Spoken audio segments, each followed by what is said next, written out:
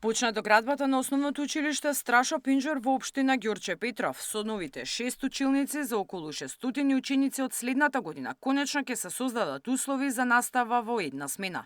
Истовремено почнува проширување на уште 2 училишни објекти. Приоритет на владата е воведување едносменска настава за сите основци во државата. Уште една од 30 инвестиции вредни 16 милиони евра за подобрување на инфраструктурата за учениците и наставниците. Овој проект е проект за едносменска настава со ова и уште 2 други училишта кои исто така интензивно ќе се градат овој период. Цела општина Ѓорче Петров ќе премине во едносменска настава. По објавувањето на статистичките податоци кои покажуваат пат на бројот на основци во Македонија за 4%, министерката оцени дека ваквата состојба е директна последица на лошите политики на претходната власт. Јаневска порача дека во фокусот на оваа влада е подобрување на стандардот за младите, каде клучна улога ќе има и новиот закон за високо образование. За отпорот кон ова законско решение, премиерот оцени дека доаѓа од оние професори кои бараат повисоки плати, а истовремено одбиваат да се посветат на научно-истражувачката работа.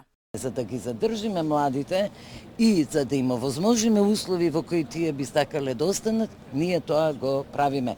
Вклучително и она што го спомнавте, законот за високо образование, да останат во оваа земја, да студираат и да учат во оваа земја, да се вработат на овој пазар на труд, а не да го бараат чарето негде во странство.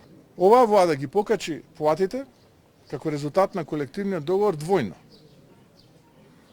Кај универзитетските работници.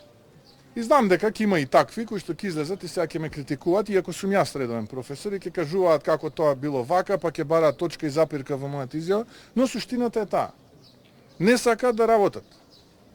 Сакаат да имаат 6 часа неделно, да ги затворат во еден ден, сакаат 120, 130, 150 илјади денари плата и ни еден труд да не пишуваат. Без пари, оваа влада има возможи да пристапат на базите на списанија кои што се во рамките на Web of Science и Scopus. Па не знам што повеќе да направим.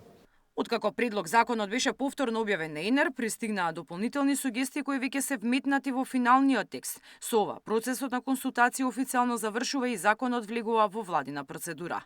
Мирјана Давидовска, Сител телевизија.